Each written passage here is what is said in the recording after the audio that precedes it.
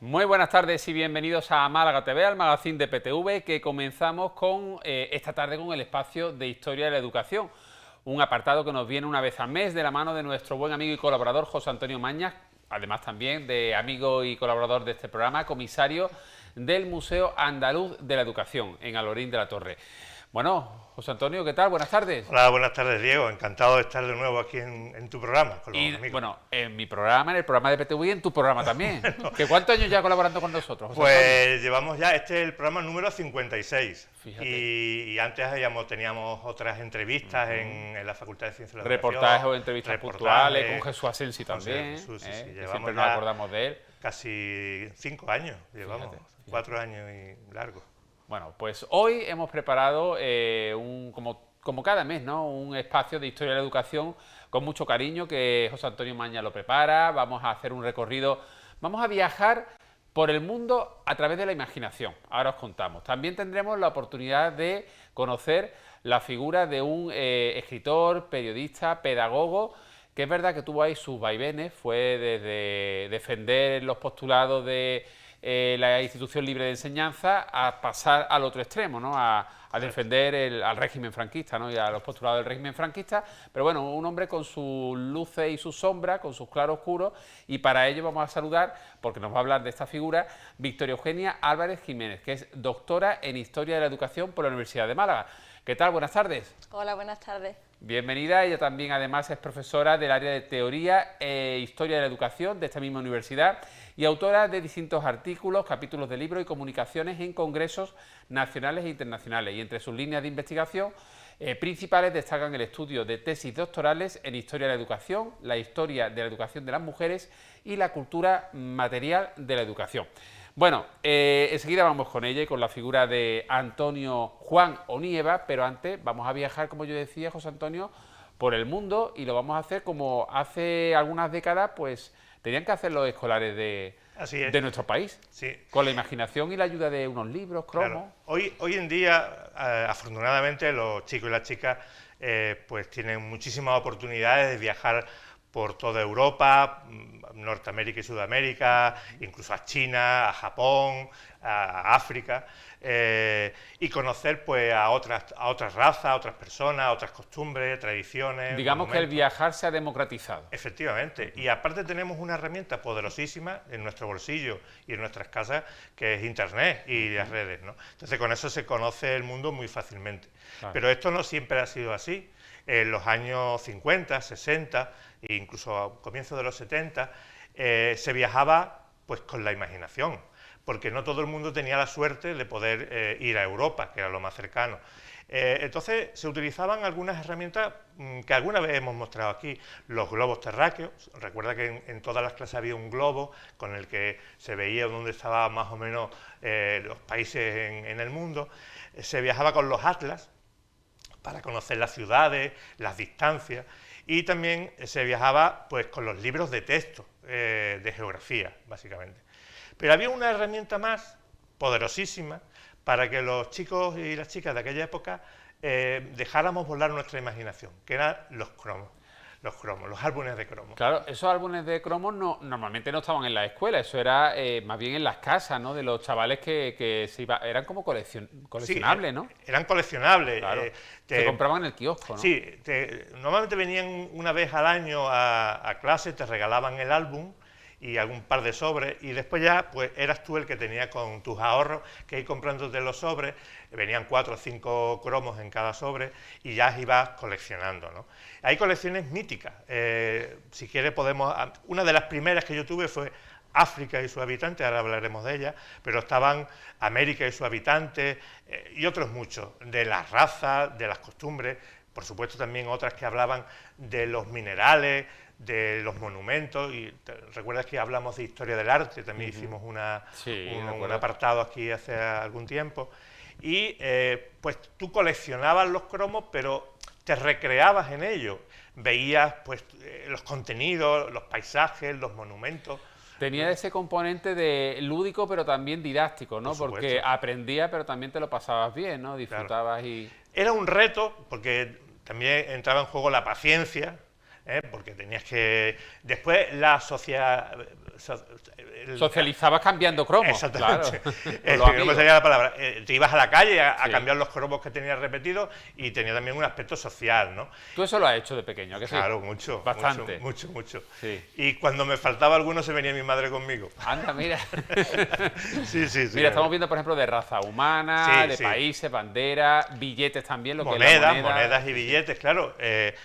Tú conocías la peseta o pues el euro, pero claro, había monedas, el dólar, el rublo, muchísimas monedas por toda Europa. Y el fuerte, digamos, los años más potentes para este tipo de álbumes de cromo, didáctico, lúdico, serían los años... Los años 60.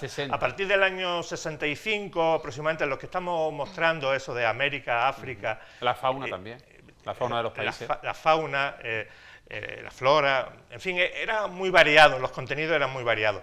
Y eso te permitía, pues eso, conocer países muy lejanos, costumbres, las personas como eran, las tradiciones, en fin, era muy curioso. Me imagino que sería económico, ¿no? Que el coste de los sobrecitos de esos cromos era asequible, ¿no? Bueno, era asequible... Para algunos. Vale. Para todo el mundo no. Para todo el mundo no. Vale. Es decir, a lo mejor un sobre valía una peseta y te daría 3 cromos, pero tú a lo mejor te daban un duro a la semana, te daban 5 pesetas. Yo recuerdo que me daba la paga semanal era 5 pesetas. Vale. O sea que si te comprabas 5 sobres, te había fulminado la paga semanal. Y no tenías pachuches, ¿no? Vale. Entonces, pues sí, era... Bueno, había gente que se compraba 30 sobres, ¿no? Sí. Y claro... Después iba a cambiar de estampa y tenía de todo, ¿no? Tenía hasta repetido, claro. Repetía de todo, ¿no? Mira, tenemos un segundo vídeo dedicado también a esta temática, ¿no? De los álbumes de cromos didácticos y lúdicos y es, digamos, interior ya, o sea, mostrando el interior de esos álbumes, especialmente uno que te marcó en tu infancia, ¿no? Y en tu adolescencia. Sí, son unas fotos de ese primer álbum que yo coleccioné relativo a este tema, que es África y sus habitantes, y son unas fotografías del interior de ese álbum. Y para mí tiene un recuerdo muy entrañable porque yo siempre quise conocer el Kilimanjaro, ya sabéis que es el monte más alto de África, y en esas fotos se veía las cumbres nevadas de esa montaña y había algunas otras imágenes en las que se veía como un explorador, ¿no? Con sus salacós. Y entonces yo quería ser aquel explorador. Tú te visualizabas en ese explorador, ¿no? Yo quería ser aquel explorador recorriendo África, conociendo a toda la gente que vivía por allí y sobre todo subir al Kilimanjaro. Eso lo tienes pendiente, no has subido al Kilimanjaro, pero sí que has viajado mucho. Sí, bueno, sí. Y uno de los motivos por los que también has viajado mucho es precisamente para conocer las cosas que conocí de chico con los cromos. Y también para, atesorar todo lo que hoy se muestra en el Museo Andaluz de la Educación, porque anda que no has viajado a ferias temáticas y a distintos países anticuarios para ir cogiendo todo ese material y luego ponerlo en el museo. Así es. Sobre todo el instrumental científico, que es lo más difícil de encontrar, y hoy por hoy tenemos una colección magnífica, que es un lujo que tengamos esto en nuestra provincia, y está a disposición de todas las personas que quieran conocerlo. Aquí tenemos una muestra de distintos álbumes, pero yo, mira, voy a coger este de aquí, dinero de todos los países. Sí. Y aquí hay una muestra de billetes pues de todo el mundo. Efectivamente, eso fue de finales de los 60, comienzos de los 70. Y entonces son todos los billetes que estaban en circulación en aquel momento. Sí.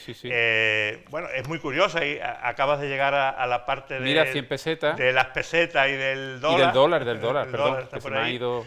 Y es muy curioso, sí. También ahí tienes otro debajo, que son banderas, pero eso no está cerrado, no lo he abierto. Sí. Y ese está muy curioso, están todos los billetes que circulaban en aquel momento. Claro, y estos eran los cromos que tú tenías que ir, aquí, bueno, voy a despegar, pero vamos, que tenía ahí... Efectivamente, eso te compraba. El detenimiento, la paciencia, hasta que completaras el álbum. Que todo el mundo no tenía esa paciencia. No. Hay muchos chavales que dejaban el álbum a medio terminar. Bueno, muchísimos, sí.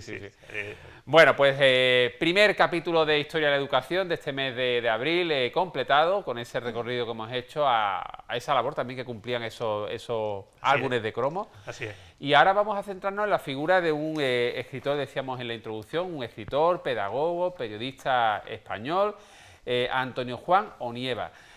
Para ello hemos querido invitar esta semana a Victoria Eugenia Álvarez, a la profesora Victoria Eugenia, que un poquito nos explique, ¿no?, la figura de este hombre y, bueno, no sé, poniéndolo en el contexto, a ver cómo podemos entender esos vaivenes que tuvo y ese ir de un extremo a otro, ¿no? No sé. Pues Antonio Juan Onieva Santamaría fue un personaje importante dentro de la historia de la educación española porque protagonizó muchos acontecimientos en esa época, ¿no? Acontecimientos sociales, políticos y educativos del siglo XX. Ten en cuenta que él nace en Pamplona en 1886 y fallece en Madrid en 1977, fíjate, con 91 años. Sí. Él estudió magisterio y estudió derecho. Y fue pedagogo, escritor, conferenciante e inspector de primera enseñanza en 1914 en Asturias. Sí. En 1923 fue el primer director del diario La Voz de Asturias y el presidente de la prensa en Oviedo. En esa época es cuando él está cercano a lo que tú has comentado antes de la institución libre de enseñanza, fundada, como sabéis, por Francisco Giner de los Ríos, Sí. en 1876, rondeño, y entonces cuando él está pues cercano a la ILE y es cuando se aprovecha de esas oportunidades y aprovecha para formarse, ¿no? Entonces también junto con la Junta de Ampliación de Estudios presidida por Santiago Ramón y Cajal, pues viaja también a Europa y conoce pues diferentes países.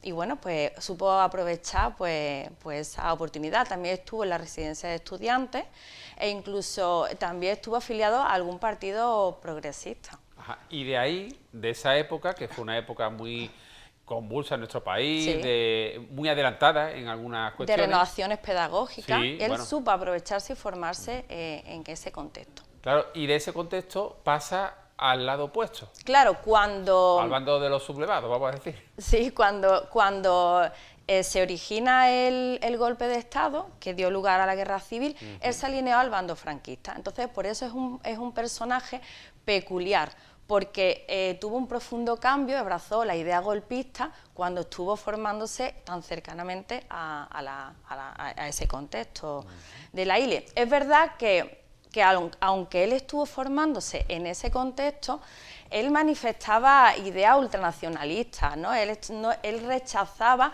pues algunas ideas pedagógicas que venían de fuera y tampoco estaba de acuerdo con esas transformaciones educativas que se llevó a cabo en la Segunda República. O sea, que él también, a pesar de que formó parte de ese movimiento, ¿no? Pero fue también crítico con algunos de los postulados. Sí, él se manifestaba, antes del golpe de Estado ya manifestaba pues esa forma de pensar. Bueno, también dejó un legado de libros que no todos eran de adoctrinamiento político, ¿no? Sí, él escribió muchísimos manuales que Sí. fueron utilizados en las escuelas para eso, ¿no? Para adoctrinamiento y inculcar esa idea del franquismo. Pero no solo eso. Pero no solo eso, él escribió guías turísticas, muchas biografías y bueno, como por ejemplo este sí es un manual escolar, muchos manuales escolares también, Sí. pedagógicos, Héroe, que este sí es un ejemplo de adoctrinamiento, porque él pensaba que el niño era rebelde por naturaleza, entonces nacía como con la mancha del pecado, entonces necesitaba pues disciplina. Y era a través de los maestros y maestras donde llevaba a ese niño al orden, para que no hubiera rebelión. José Antonio, ¿a ti qué, por ejemplo, que te llama la atención especialmente de este personaje? Pues mira, como decía Victoria, aparte de estos libros de política o digamos de enseñanza en ese ámbito, también hizo muchos libros sobre viaje. De hecho, aquí hemos traído, y las imágenes también, viaje. Él recorrió toda Europa, como ha mencionado, y hizo muchos libros muy interesantes visitando las distintas capitales de Europa. Y también hizo algunos libros sobre ciencia. De hecho, hemos traído aquí uno, este de aquí, se llama Madre Naturaleza, que es una verdadera pieza muy interesante. Y también una cosa muy curiosa, son las guías del Museo del Prado. Fue un especialista en mostrar toda la pinacoteca a los turistas. O sea que fue una cosa muy curiosa. Y lo que hemos mencionado, una persona muy especial porque cambió de una idea progresista a ser un prócer de la época de la dictadura, ¿no? O sea que fue una persona peculiar. ¿La figura de este escritor y de este periodista se estudia en los institutos hoy en día o en la facultad o no? ¿Es una figura que ha pasado un poco...? No es una figura que no. Se puede nombrar los libros que ha realizado y nombrar, bueno, pues que él, a la forma de pedagógicamente hablando, él le dio más importancia a lo que es la religiosidad, el patriotismo, la idea más ideológica de aquella época, y dejó en segundo lado lo que es la parte metodológica, que tan importante es para nosotros los maestros y maestras. Claro. Bueno, pues vamos ahora con la tercera parte de nuestro espacio. Invitamos a nuestra profesora Victoria Eugenia Álvarez que se quede con nosotros lo que resta de espacio, porque vamos a disfrutar con una serie de instrumentos que su puesta en marcha pues nos ayuda a crear efectos ópticos, ilusiones ópticas, y tenemos una buena colección en el Museo Andaluz de la Educación, ¿verdad? Sí, hoy hemos querido, siempre traemos algo de ciencia, hemos querido hacer una serie de experimentos sobre óptica y sobre ilusiones ópticas, ¿no? Desde que en 1704 Isaac Newton publica Optics, que es digamos, la madre de todos los libros, de todos los textos sobre óptica, pues en ese mismo libro ya se recogían algunos de los fenómenos que hoy día nos sorprenden, ¿no? Como la refracción, la reflexión, el uso de los espejos. Y hemos querido hacer... Aquí era difícil porque hay que tratar con agua y con tanto cable, tanta cámara, podía ser un poco peligroso. Y hemos querido, con un vídeo, hacer algunas demostraciones. Pues si vamos a verla y lo vamos comentando. Comentamos algunas de esas imágenes, de esos experimentos relacionados con las ilusiones ópticas, ¿no? Los efectos ópticos. Empezamos ahí con lo que es el prisma de Newton. Ya sabes que cuando un rayo de luz atraviesa un prisma, se descompone por la refracción en todos los espectros de los distintos colores, de los 7 colores del espectro. Ahí tenemos una bombilla que simula una fuente de luz, después tenemos una mira, que es una pequeña raja vertical a través de la cual pasa, y después tenemos el prisma, que al pasar esa luz, pues descompone la luz blanca en todos los colores. Esto es lo que ocurre en los arcoíris. En el arcoíris, claro. En el arcoíris, ¿no? Después tenemos lo inverso, que sería el disco de Newton.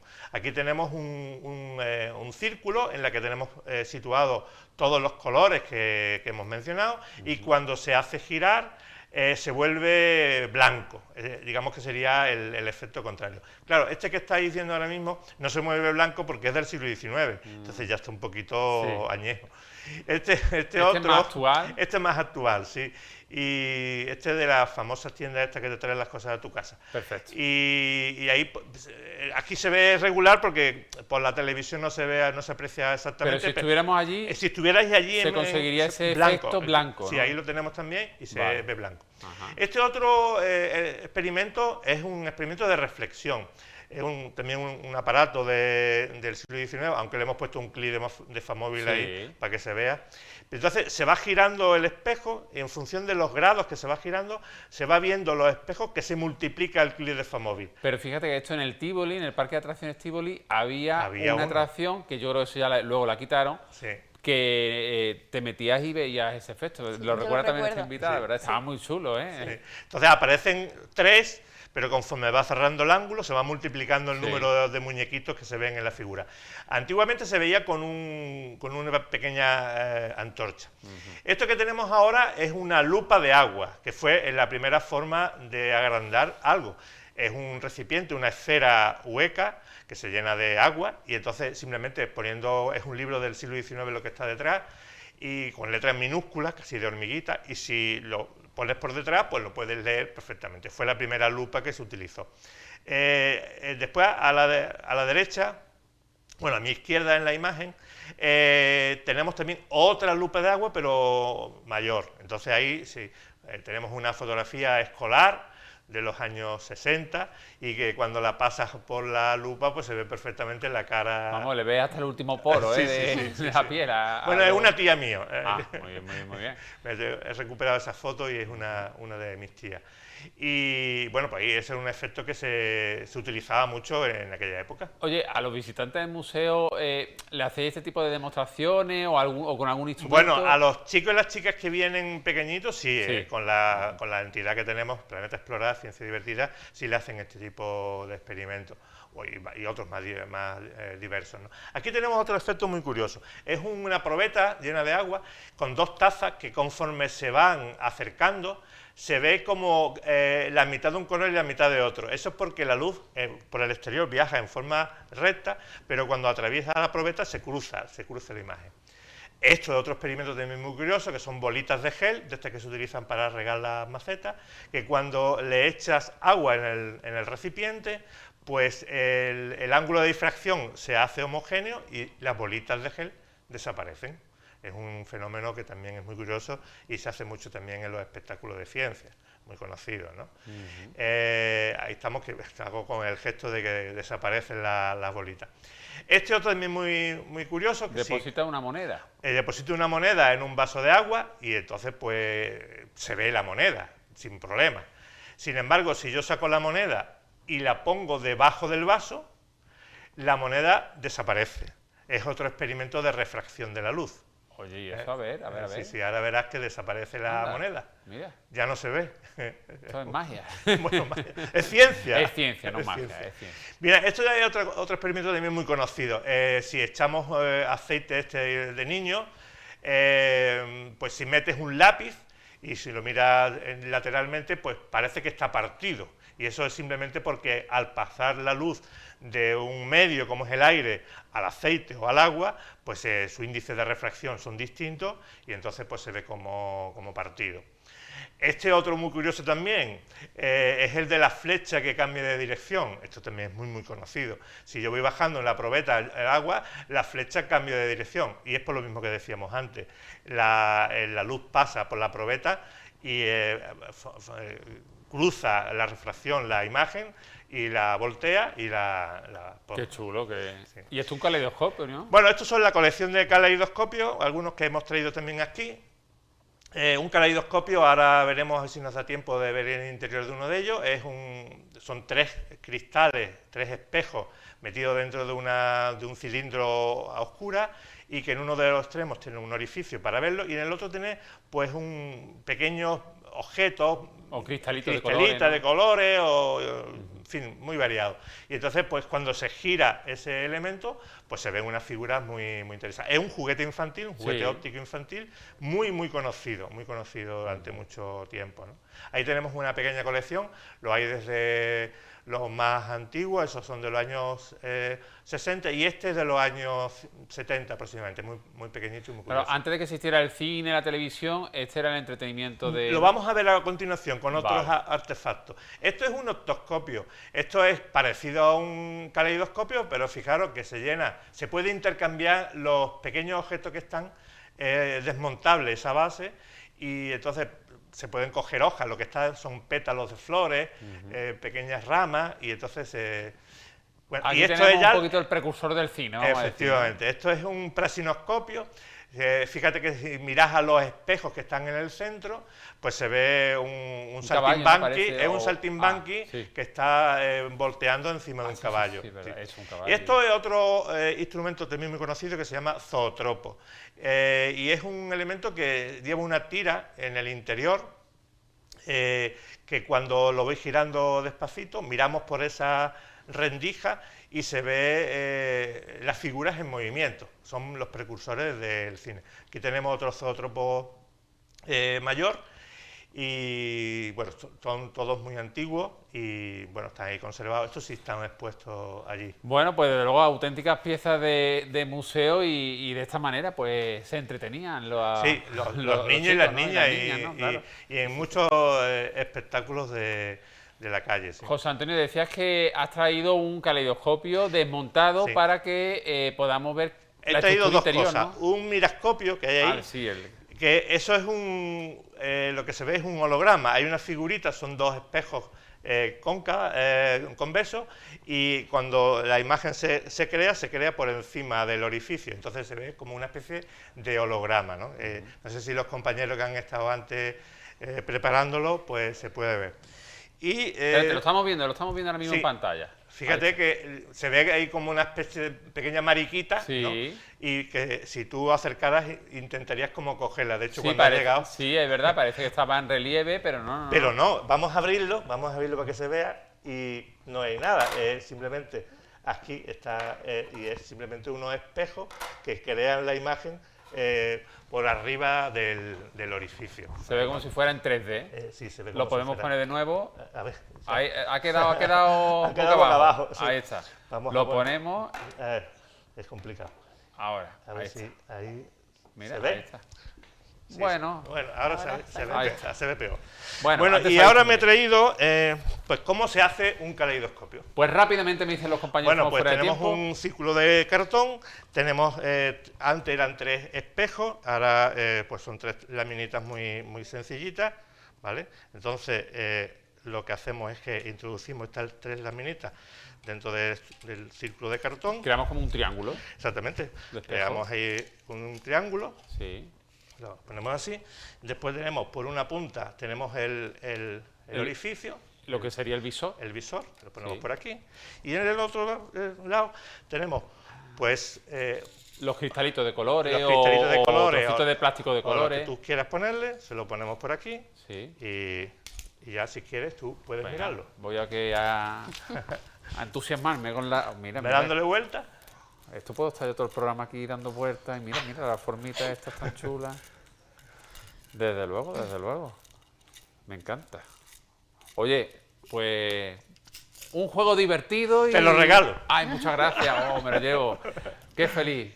Muchas gracias. El mejor regalo que me podían hacer hoy. Bueno, tú sabes que siempre intento traerte un regalito. Oye, para ti. Sí, me encanta. Me lo llevo. Bueno, muy bien. Bueno, muchas gracias, José Antonio Maña, por una nueva entrega tan divertida y además que siempre aprendemos y nos lo pasamos muy bien, que es de lo que se trata este espacio. Muy bien, Historia eso de la educación. se intenta cada mes. Y a nuestra invitada, por supuesto, a Victoria Eugenia Álvarez también, a la profesora Victoria Eugenia, muchas gracias por venir al programa y también por, explicarnos también cómo has hecho este personaje con tantos claros y luces, ¿no? También, ¿no? No todo fue negativo. Muchas gracias, un placer y encantada de estar aquí, de hablar historia de la educación, de la importancia que tiene hablar de historia de la educación, de conocer nuestro pasado para comprender nuestro presente y cambiar nuestro futuro. Y Espero no que cometer los vengas mismos más errores. veces, Encantada. Y no cometer los mismos errores, efectivamente. Nos quedamos con esa reflexión. Muchas gracias. Ya nos vemos en mayo, José Antonio. Muy bien, cuando tú quieras. Muy bien, pues yo me quedo aquí y nos vamos a publicidad. Venga, adelante. Mira.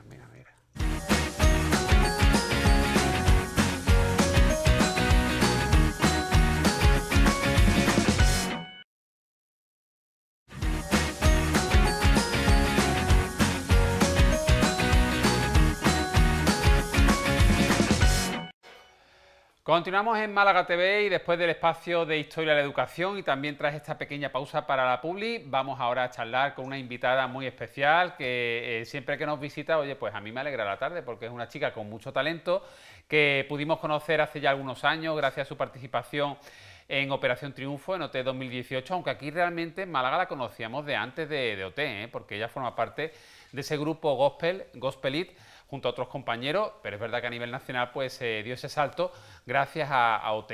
Noelia Franco, ¿qué tal? Buenas tardes. ¿Qué tal? Encantada. Pues oye, encantado de que nos visites nuevamente y además si lo haces con un nuevo tema, Animal, un tema que has compuesto, bueno, como coautora, ahora me contarás, pero un tema que tiene mucha fuerza y que sigues ahí apostando por tu manera de entender la música, luchando y peleando mucho, eso sí. Sí, yo al final intento como mezclar muchos estilos, el pop internacional, pero R&B o de repente también un poco como de afrobeat, pero en esta ocasión con Animal me apetecía mucho un poco de pop house, porque no sé, como últimamente escucho mucha música así cañera, para animarme en el día a día, pues dije, pues yo quiero hacer una así, la verdad, me pega. Oye, el año pasado recuerdo que presentaste Tú y yo, ¿no? En 2024, un tema que además con el que te presentaste en el Benidorm Fest. Bueno, allí se presentan muchos artistas, no pudiste llegar lo que es a la selección, a semifinal, pero sí que estuviste ahí en la terna de artistas que concurrían, ¿no?, al Benidorm Fest. No sé si has seguido ese certamen este año, en el que ha ganado Melody, todos sabemos, sí, Melody con Diva, pero ¿has seguido un poquito? ¿Qué te parece el festival? ¿Te gustaría intentarlo nuevamente en un futuro? Sí, la verdad que sí, lo contemplo a futuro, porque además ahora con todas las canciones que estoy sacando desde No Me Pertenece, Animal y bueno, las que van a venir, quiero hacer un disco, entonces creo que presentar algunas de las canciones al Benidorm Fest también sería como un gran impulso a dar a conocerme más y mi música y el disco y todo, la verdad. Da mucha visibilidad, desde luego, un festival como el Benidorm Fest. Oye, Noelia, decía yo que te conocimos a nivel nacional en 2018 con OT. Es verdad que estos programas lo ven muchas personas, pero que quizás no es como hace algunas décadas en los que un cantante, Nobel, salía en un programa tipo de talento, ¿no? Y tenía una repercusión que incluso algunos, pues ya, no te digo la carrera hecha ni mucho menos, porque hay que currárselo día a día, pero bueno, tenía, digamos, se te abrían muchas más puertas. Hoy en día esto ha cambiado mucho, ¿no? Te da visibilidad, sí, pero sobre todo yo lo más que visibilidad te da tablas, te da herramientas para luego defender tu música en un concierto, ante un público, experiencia, visibilidad, pero evidentemente la carrera no te la hace salir en Operación Triunfo, ni en Factor X, ni en La Voz, ¿verdad? Claro, claro. Al final la carrera la tienes que ir tú forjando conforme sales de ahí, pues bueno, si no sabes subirte a la ola, como quien dice, tienes que seguir nadando y remando como puedas. Claro. Entonces, aprender y absorber todo lo que, las herramientas que en ese momento te dan, que la verdad que aprendes un montón, pero luego tienes que seguir tú e insistir tú y seguir completamente tú. De esa época, de esos años, 2018 y luego todo lo que vino después, la gira que hicisteis de varios conciertos por España, en el Wizzing Center estuvisteis ante 15.000 espectadores, todo eso, ¿qué te ha quedado de todo eso?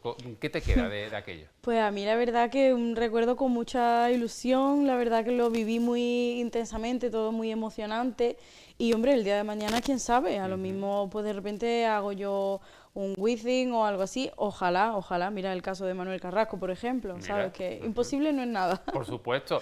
¿Y sigues vinculada al grupo de gospel con el que te conocimos en este programa? Sí, yo la verdad que siempre he tenido muy bien los pies en la tierra, a pesar del boom que hubo en OT, y siempre considero que volver a casa y donde te hacen sentir como en casa siempre es bueno. Entonces es que yo con Gospelit, aparte de que son mis amigos y compañeros, es que para mí son como mi familia, entonces...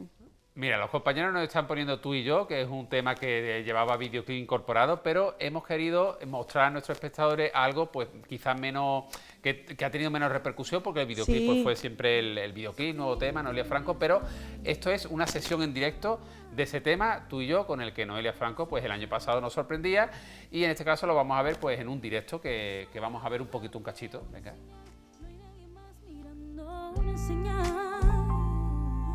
Deja caer sobre mi piel tu mano. Podríamos ser todo lo que tanto he esperado. Y si tal vez nos olvidamos de las luces y las apagamos, tú y yo. No necesito más que tú y yo, tú y yo. Tú y yo, tú y yo. Tú y yo, tú y yo. Siento que es inevitable que lo imaginemos cada instante. Bueno, y de Tú y Yo y de esta versión en directo, pues vamos a pasar a hablar de Animal, que es lo nuevo que nos trae Noelia Franco. Cuéntanos un poquito del mensaje de esta canción, también el vídeo que habéis preparado, que exactamente no es un videoclip, pero sí que es un vídeo que nos sirve de presentación al tema y que también incluso nos va a ayudar a quedarnos con la letra, con la música. Sí, porque hicimos un visual porque realmente hoy en día los videoclips como que están un poco ahí como en controversia, ¿no? No terminan de coger fuelle como se hacía antes, que la gente esperaba mucho un videoclip. Entonces estamos haciéndolo en formatos de visuales y Animal habla de la atracción entre dos personas de una manera, pues eso, animal, ¿no? Como un instinto, es una cosa que cuando te llega te golpea, ¿no? Así como de repente y tú dices... Química. Sí, totalmente. Y es algo que al final es, pues eso, como un instinto animal dentro de lo que cabe. Y la letra pues habla básicamente de eso y para mí pegaba que tuviese ese ritmo tan brillante de pop house y tan a tope que acompañara completamente el tema. Y en esta composición, en Animal, vuelves a repetir con un buen amigo, ¿no? Con David Parejo. David Parejo, que habéis creado ahí un buen tándem a la hora de componer temas. Sí, sí, bueno, tan buen tándem que el disco lo vamos a hacer los dos juntos solos, o sea... Mira, mira.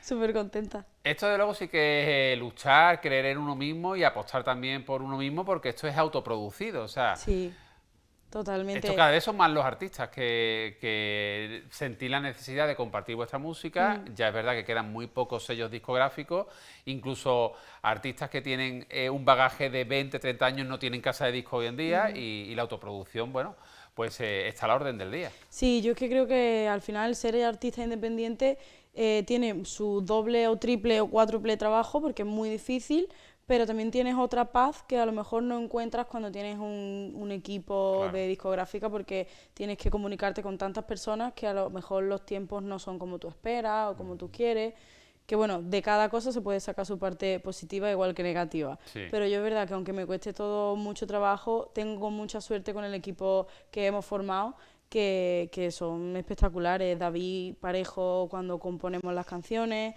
Melissa Diago y Lara a los visuales, mis músicos son mis músicos siempre los mismos en cada concierto, entonces la verdad que yo estoy muy contenta en ese sentido. Oye, me gustaría ver Animal, que los espectadores disfruten de íntegro de este tema. En redes sociales vas contando todo, novedades. Noelia Franco, es muy fácil, ¿verdad? Sí. Estás en todas las redes. Sí, @soy Noelia Franco. @soy Noelia Franco. En Instagram, en TikTok. En TikTok es Noelia Franco, soy. Vale. Porque yo estaba cogido. Bueno, pero vamos, nos ha quedado claro, ¿no? Sí. Soy Noelia Franco en Instagram y Noelia Franco soy en TikTok. En TikTok. Y de cara a los próximos meses, ¿cómo te lo planteas? ¿Algo que nos puedas anunciar, adelantar? ¿Van a venir nuevos temas de ese primer disco? Sí, yo creo que para el mes que viene ya saldrá el próximo, que lo voy a decir aquí porque la verdad que ya prácticamente lo tenemos, se va a llamar No. Primicia. Sí, El nuevo single, se va a llamar No, no. Bueno, tal cual. Y bueno, y después de ese saldrá otro en junio, haremos un pequeño paroncito en verano, volveremos a retomar en septiembre y en octubre sale el disco. Bueno, pues estaremos muy atentos y cuando tengas el disco te vienes aquí con actuación incluida y todo, ¿eh? Pues Noelia Franco, muchas gracias y vamos a disfrutar ahora sí íntegro de este tema, Animal. Noelia Franco, esta tarde en Málaga TV. Muchas gracias y hasta pronto. Nada, muchas gracias a ti. Gracias.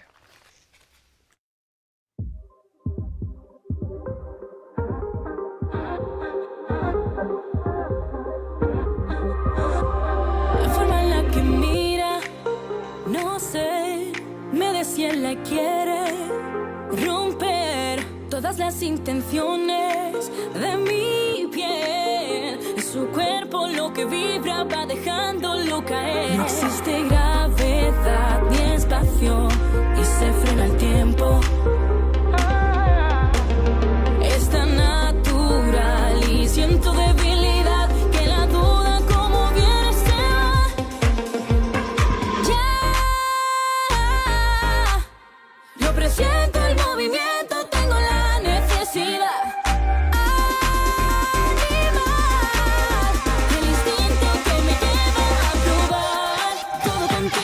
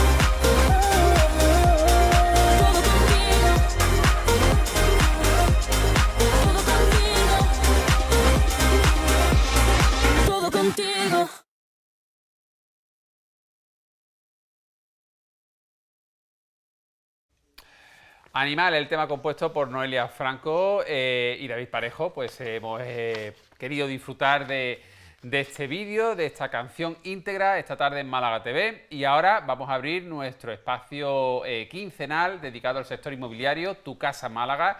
Y eso nos viene de la mano pues de José Joaquín Roldán, gerente de Tu Casa Málaga, también de Te Compro Tu Casa y Tu Casa Córdoba. Lo he dicho bien, ¿verdad? Eso muy bien. Muchas gracias. Buenas tardes, José Joaquín. Buenas tardes, Diego. ¿Qué tal? También saludamos al invitado especial que nos acompaña hoy en este espacio de Tu Casa Málaga.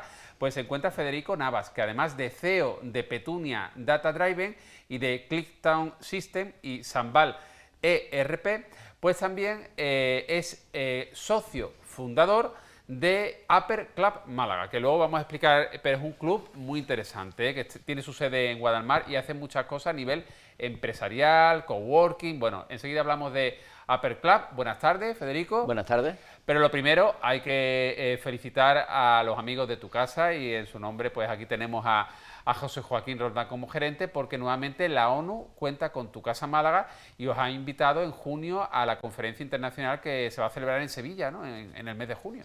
Como bien has dicho, sobre todo a los amigos de Tu Casa Córdoba, porque ya no solamente son nuestros compañeros trabajadores, sino todos los clientes y toda la gente que hace posible que otra vez Tu Casa Málaga, una empresa muy pequeñita, podamos disfrutar de estar en el mayor evento internacional, como se llama, una asamblea de las Naciones Unidas, en este caso de financiación. Y tenemos dos buenas noticias. La primera es que se hace en Sevilla, que es la primera que se va a hacer en España. Sí.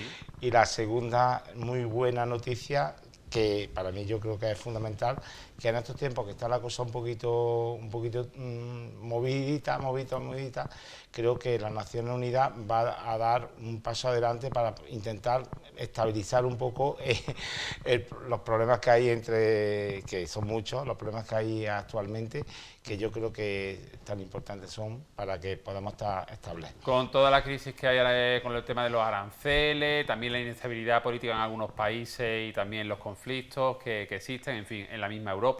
Bueno, vamos a hablar ahora sí de Upper Club Málaga, es el tema que nos propone Tu Casa Málaga hoy. Por cierto, atentos a los que estéis buscando un local comercial o alguna vivienda, bueno, pues eso, para montar un negocio, en el caso de un local o una vivienda si estáis buscando casa, porque hoy vamos a dar varios ejemplos que podemos encontrar en el stock de viviendas o de locales que tiene Tu Casa en nuestra ciudad, Tu Casa Málaga. Sí, perdona, y además quien tenga un local que no tenga salida, porque desgraciadamente hoy con las tecnologías, sí, que ahora mismo no tenga actividad con comercial. las tecnologías hay locales en segunda y tercera fila que no van a volver a salir, no van a volver porque ya se vende mucho por internet, porque ya como no esté en una calle principal, esos locales no van a funcionar. Pues yo propongo aquí que a través de Tu Casa Málaga, que estamos en la Avenida de Cádiz, y incluso que escriban aquí el programa lo que haga falta. En la Avenida de Cádiz en Córdoba, pero aquí está en el No, en Málaga, aquí en el de Avenida Cádiz es lo de Sostó, 138. Vale. Carretera de Cádiz, vale, perfecto. Sí. ¿Vale? Pues que lo ponga a disposición en el sentido que nosotros directamente se lo compramos al precio justiprecio y hacemos pues vivienda, incluso si podemos una parte de un 10%, un 20% lo destinamos para vivienda solidaria. Qué bien. Bueno, pues Upper Club Málaga, a ver, hace 3 años nació este proyecto, un proyecto que está pensado, Federico, para la alta dirección, un proyecto que tiene una filosofía muy clara y que me gustaría que explicaras con más detalle esta tarde. A ver, cuéntanos, ¿por qué nace Upper Club Málaga y de qué manera estáis trabajando ahora mismo? Bien, bueno, yo antes de nada quiero decir que sí que soy socio fundador, pero no tengo nada que ver con la gestión diaria del club. Bueno, con lo cual igual a lo mejor petardeo algo o digo... Bueno, meto... No, bueno, quiero decir, fuiste socio fundador, Sí, pero sí, no sí, estás, sí. digamos, en la ejecutiva. Efectivamente. Bien. Esto nace, yo creo que además una cosa que pedía ya Málaga. Francisco Espinosa, que es el CEO de Inventur y es el ideólogo de todo esto, es el que está viviendo fuera de Málaga estas experiencias con clubes empresariales y es el que trae aquí a Málaga y dice, oye, esto hay que montarlo aquí, ¿no? Porque lo que realmente se pretende con el club es ser el epicentro de los centros de negocios del sur de España, ¿no? Y eso es realmente por lo que nace. ¿Vuestra sede está en Guadalmar?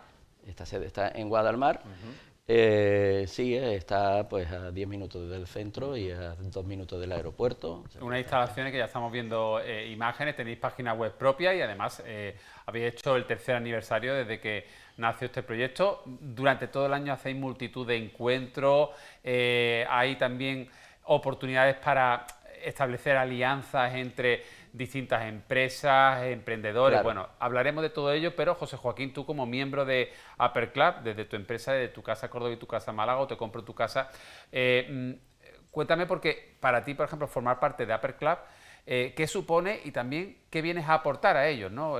¿Por qué has querido entrar en Upper Club Málaga? Bueno, primero agradezco que me hayan, que hayan hayan contado recibido conmigo, con los que hayan brazos contado y hayan recibido con los brazos abiertos. Eso es lo primero. Y lo segundo, pues mira, yo lo que quiero siempre, donde voy, quiero intentar sumar. Y quiero intentar sumar desde lo que pueda, con un granito de arena, intentar sumar. La verdad es que Federico pertenece y fue una jornada Córdoba-Málaga, Sí. efectivamente, y cuando me planteó el proyecto no tuve nada que decirle que sí, porque además es un club con muchísima proyección, y ya no solamente a nivel nacional, sino incluso internacional, y de grandes empresas que venimos a intentar que Málaga sea más grande y que Málaga tenga la importancia que tiene en lo que es el mundo empresarial. Sí. Federico, háblanos de los sectores que están representados en Upper Club, en este club, porque hay sectores muy diversos y hablamos de empresas, muchas de ellas muy potentes, ¿no? Sectores, en Upper Club no hay excluido ningún sector, ni tampoco hay una limitación de empresas por sectores. Cualquier sector está dentro, o sea, están desde escuelas de negocio, banca privada, construcción, todo tecnológico, sector tecnológico, legal, hay de todo. ¿Asociaciones empresariales también? Hay hasta otras asociaciones empresariales que tienen sede dentro de Upper Club. Sí. ¿Vale? Una de los Rotarios, o sea, celebran pues sus eventos y todas sus reuniones las celebran.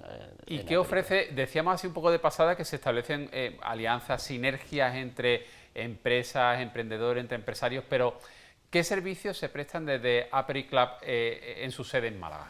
Bueno, lo primero, antes de ver todos los servicios, el primer servicio ya es el edificio en sí y dónde está situado. Como tú bien decías antes, es que estamos en Guadalmar, a 10 minutos del centro, a 2 minutos del aeropuerto. Esto incluso nos da que el 35% de los socios son de fuera de Málaga. O sea, cuando realmente Upper Club lo que va dirigido es a la alta dirección de empresas, o sea, a las personas que tienen dentro de la empresa la posesión de la toma de decisiones. Sí, la responsabilidad, ¿no? Dentro de ello. Paco siempre decía, Paco de Francisco siempre decía y dice que es la carta de los Reyes Magos que un empresario o un CEO o un directivo necesita, y todo eso es lo que tú tienes dentro de Upper, con un montón de instalaciones, donde, bueno, pues ahora... Sí, entiendo que, por ejemplo, las instalaciones permiten hacer encuentros empresariales, conferencias, reuniones, sitios de coworking. Y luego también lo lúdico, que también se trabaja bastante lo lúdico, ¿no? Que, bueno, también está bien porque cuando uno en un ambiente distendido, pues también surgen alianzas interesantes y... Bueno, mañana celebramos la Feria de Abril. Mira, claro, vestir de farolillo, ¿no? La sede. Sí, mañana cambia toda la sede. Tened en cuenta que son más de 1.500 metros cuadrados en 3 plantas, donde aparte de todas las instalaciones, de todas las salas de reuniones, las salas de juntas, salas de eventos, hay 2 restaurantes dentro. Y tenemos la suerte, los socios, porque solo es para socios, de tener a un chef que para mí es un 50 estrellas Michelin. O sea que, lo que pasa es que es verdad, es cierto que para el público se abre los sábados al mediodía, ¿vale? Solo cuando puede venir. Pero sí, y con respecto a alianzas, nosotros tenemos alianzas tanto a nivel nacional como internacionales, por ejemplo, con otros clubes empresariales, como Adriel Club Génova en Madrid, pues así en Córdoba, en Barcelona, en Madrid, en el norte. Y en América, por ejemplo, pues desde Chile, Colombia, México, Estados Unidos, en Canadá, pues en Toronto. Sí.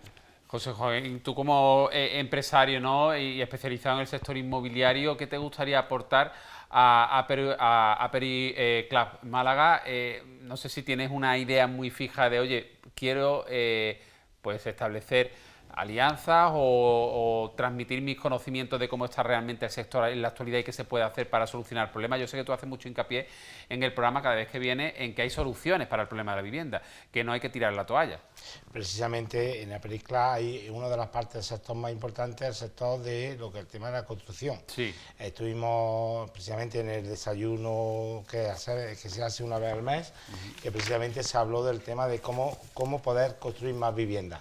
Y entonces estábamos hablando de todos los problemas que nos encontramos los promotores en su día, y se dejó muy claro desde que iniciamos todo lo que es el proceso: compra un suelo, invierte el dinero, pide los proyectos, después de pedir el proyecto va a urbanismo, después de urbanismo te dan el proyecto y ya empieza a estar. Luego, después, te encuentras incluso hasta un administrador, no te lo pierdas, que tiene más poder. Después de que te tardan la licencia, lo que te tardan, que gracias a Dios Málaga por ahora va bien el tema de licencias. De aquí doy la enhorabuena al Ayuntamiento de Málaga, pero es verdad que ahora llegan los administradores y tienen más poder. No, que si esto es... como diciéndole, o entras por el aro o directamente no te doy lo que tienes que tener. Y ya dice, hostia, pues, por ejemplo, te pongo un ejemplo. Unas tuberías que pasan por un trastero, que eso tiene que estar prohibido. Lo que las tuberías de agua no pueden pasar por ningún trastero. Sí. Le dices, dame el teléfono o ponme en contacto con ese señor para poder ver las tuberías, para poder cuadrar, para sacarlo, con la ley, además, para cumplimiento de la ley. Sí. No, es que, ¿y si no tengo el teléfono del hombre? ¿Y si no tengo esto? Y luego me viene por debajo y dice, bueno, yo te puedo ayudar. No. Hasta los administradores, hasta desgraciadamente esta la vida así. Cuando la gente va de frente, va intentando ayudar a la gente, y hay gente que hasta un simple administrador se quiere y cree que tiene el poder. Pues yo ante eso digo, mira, yo averiguo el teléfono de ese hombre como sea, pero yo a ti no te doy ni agua, porque tú directamente... Tú eres combativo, José Joaquín, tú te revelas. No, yo soy de corazón, y a mí eso me duele, porque yo hago las cosas de corazón, y que me llegue un señor que no pinta nada y que quiera coger una oportunidad por simplemente ponerme en contacto con una persona para pasar un tubo por un trastero que está incumpliendo la ley con licencia oficial de Málaga. Bueno, seguimos hablando de Aperi Club. No te preocupes, a veces nos encendemos, claro, cuando uno le pone pasión a su trabajo y hay obstáculos y tú ves que ese obstáculo no es razonable, pues te rebelas y te increpas, claro. Es normal. Y tú eres combativo, tú eres combativo igual que yo, claro que sí. Publicidad y regresamos enseguida. Venga.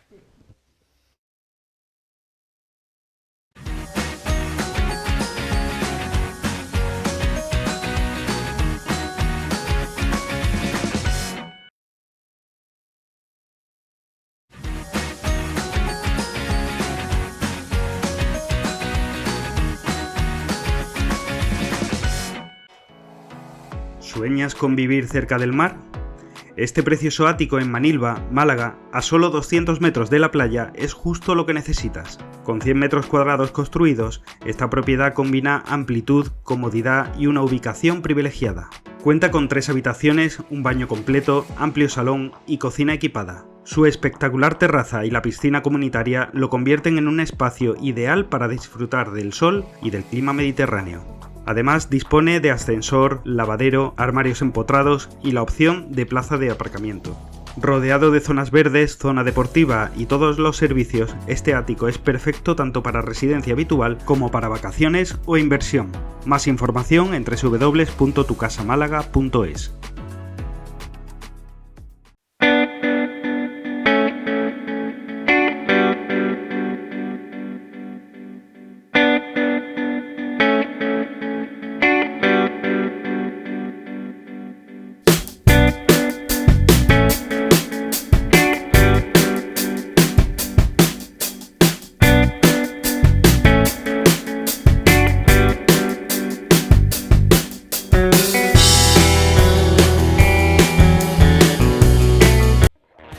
Bienvenidos a este piso en Málaga, zona Girón Las Delicias Pacífico.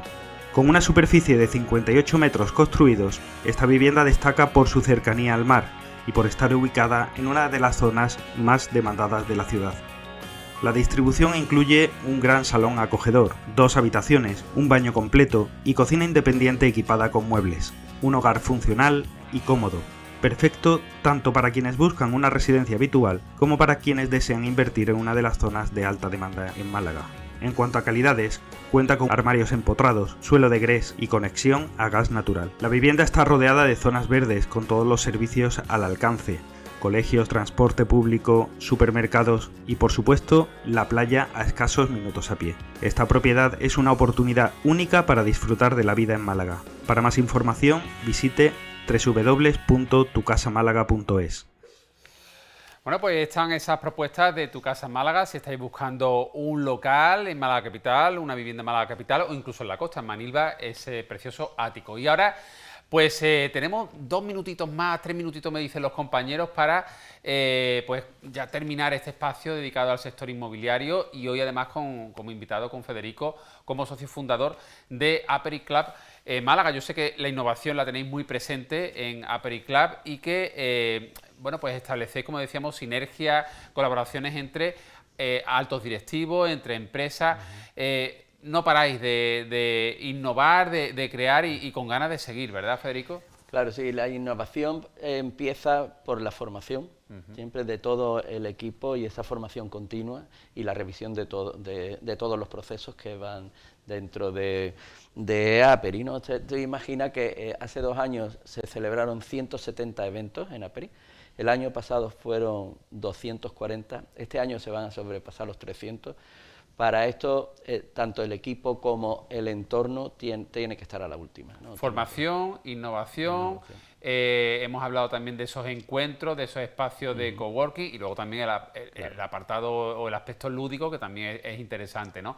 Requisitos que son necesarios para formar parte si uno desea sumarse a la familia de Aperic Club Málaga. Bueno, esto es un punto importante porque me comentaron la dirección el otro día que ya solo quedan 50 membresías libres, o sea, en el momento en el que esas 50 se cumplan, se cierra el cupo. Pero los requisitos, tienes que pasar una valoración por parte del comité de admisión del club, tienes que ir avalado o por un socio fundador o por 2 socios del club. Y bueno, en principio puede ser una empresa, puede ser una empresa de cualquier parte del mundo. O sea, no tiene problema. José Joaquín, antes de despedirnos, decíamos antes de la publicidad, ¿no?, que vosotros queréis aportar también, sumar, arrimar el hombro, ¿no?, en este caso que esté muy presente la realidad del sector inmobiliario dentro de Aperic Club. Y yo sé que tú tienes muy en mente el tema de compensar ese déficit de vivienda que sufren ciudades como Málaga, ¿no? Y hay alternativas que tú también estás trabajando, tú y tu equipo, y que queréis también transmitir dentro de Aperic Club. Bueno, efectivamente, Aperic Club, por supuesto, es una buena plataforma para poder apoyarnos y, por supuesto, lo que es intentar que consigamos hacer más viviendas para Málaga es muy importante. Y la verdad es que dentro de la parte de Aperic Club, el sector construcción inmobiliaria es muy importante. Entonces, yo quiero sumar, intentar apoyar a lo que es directamente a Aperic para que podamos construir más viviendas, porque ya, no sé si has visto que está de supermoda, que ya desgraciadamente como están los alquileres, que no hay alquileres. El otro día salió que en Málaga el alquiler de la persona que alquilaba era el 50%, 60% del sueldo.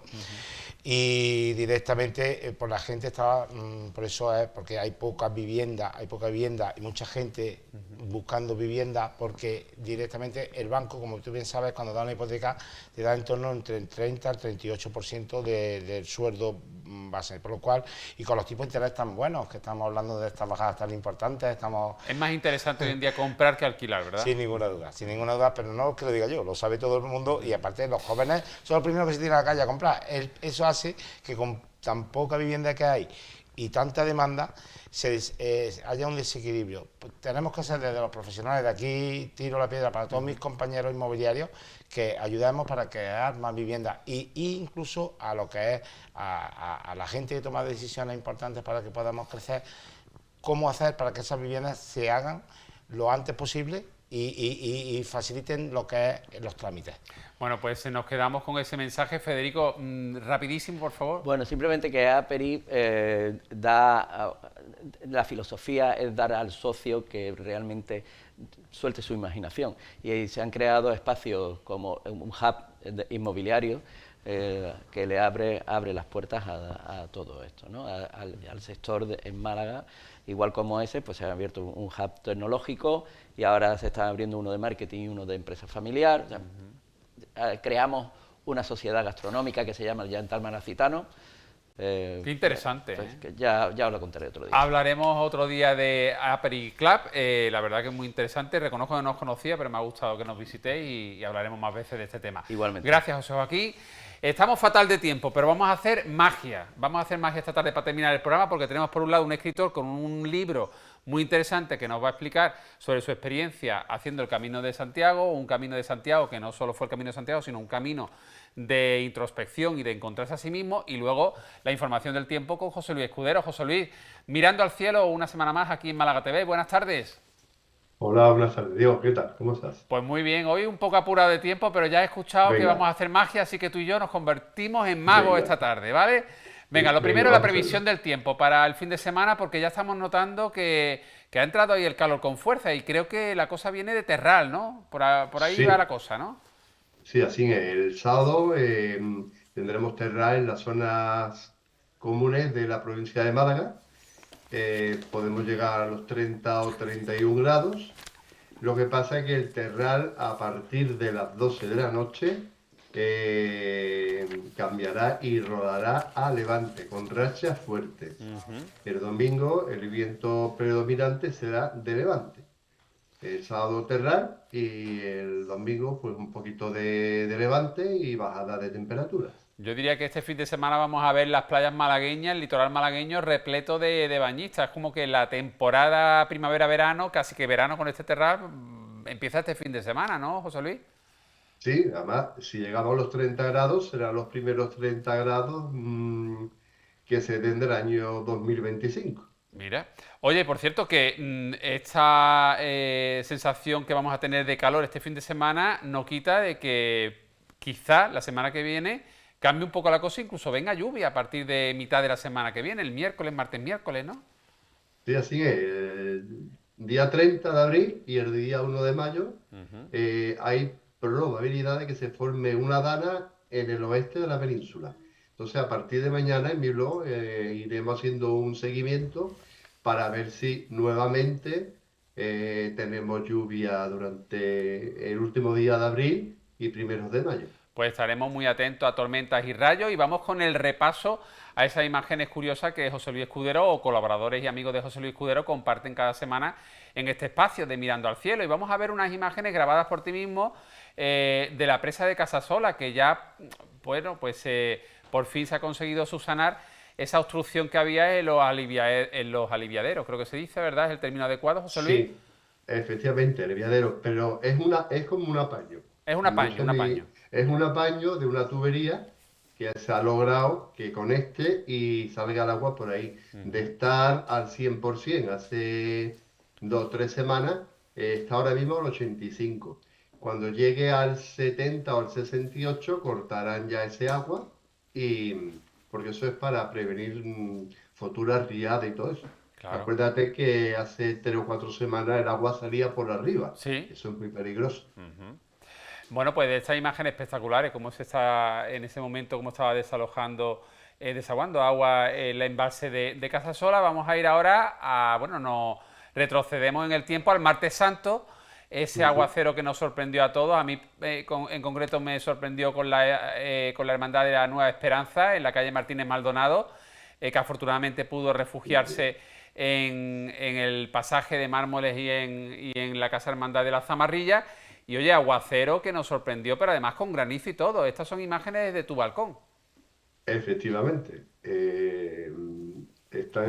Vino aquí los chubascos frontales se reactivan en cuestión de 2, 3 o 4 minutos.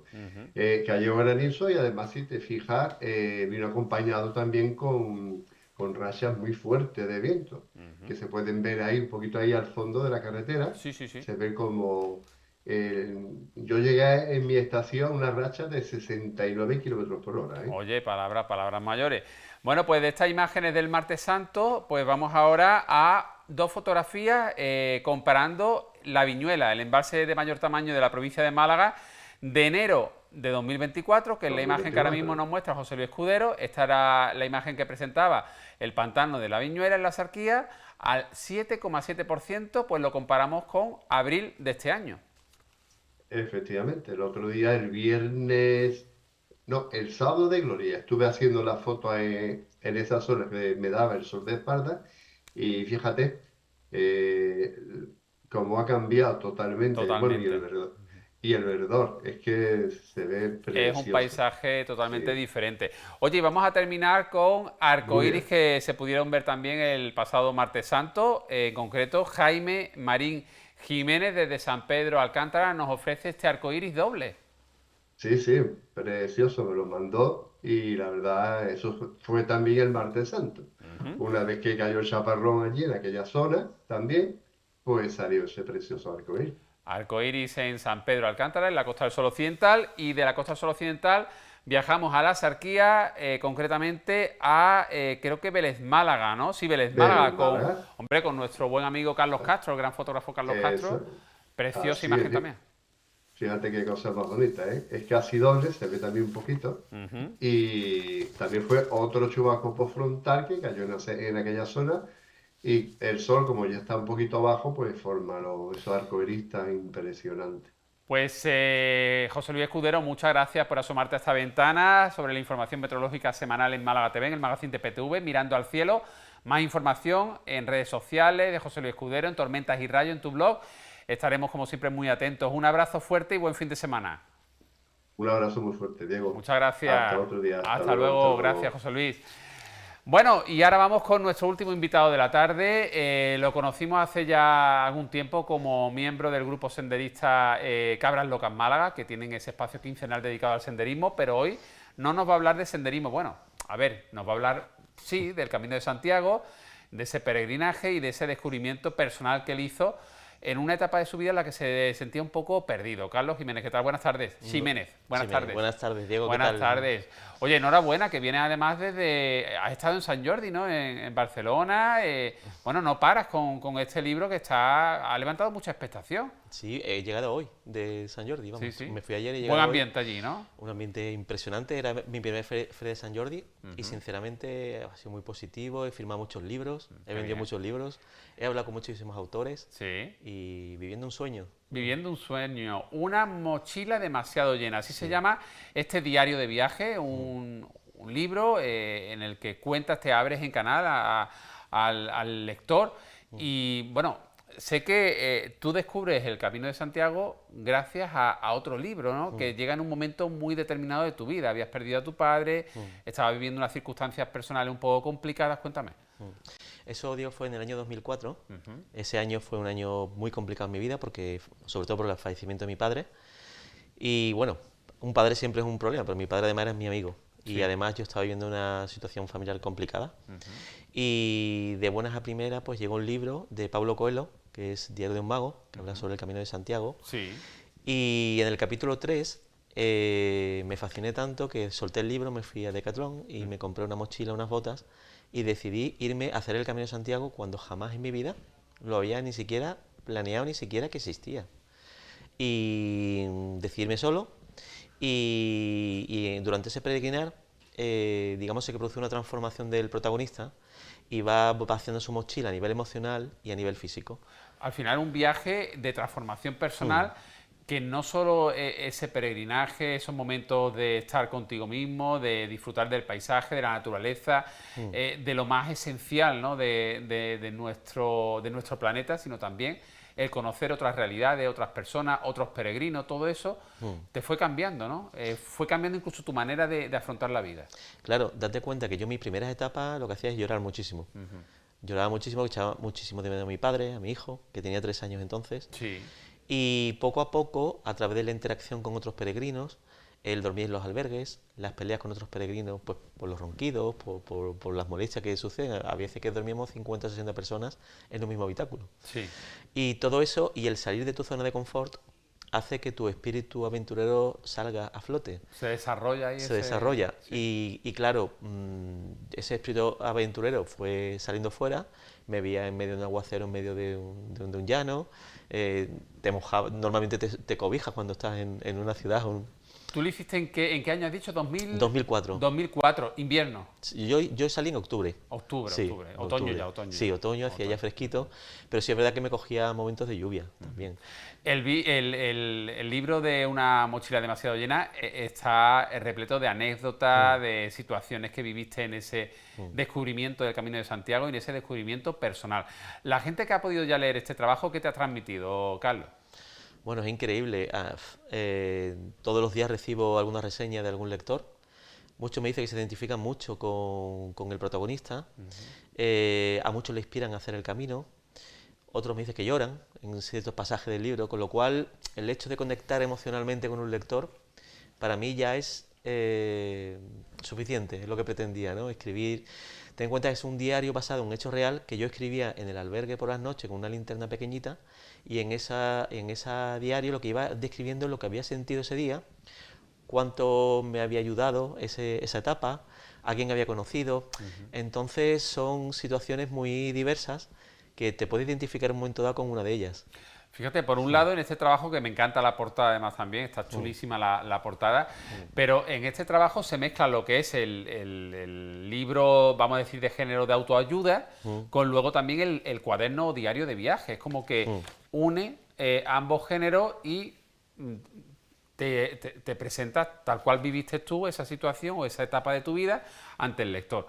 Yo creo que también han pasado muchos años desde que viviste esa experiencia, desde que hiciste ese viaje, ese primer peregrinaje por el Camino de Santiago, hasta que lo has publicado. ¿Por qué ha pasado tanto tiempo, tantos años? Muy buena pregunta. La verdad es que si yo llego a saber todo lo que estoy recibiendo ahora, desde que he publicado mi libro, yo lo hubiese publicado al día siguiente, vamos. ¿Por qué no lo hiciste? ¿Por temor, por pudor o...? No, precisamente, mira, mi hermano, que es mi mayor fan, él no paraba de decirme, porque claro, el diario original yo se lo leía con mi hijo pequeñito, íbamos a venir a su casa, le leía el diario y él le inspiró para hacer el camino 3 veces. Y él se ha llevado 20 años diciendo a mi hermano, ¿por qué no publicas un libro? ¿Por qué no publicas un libro?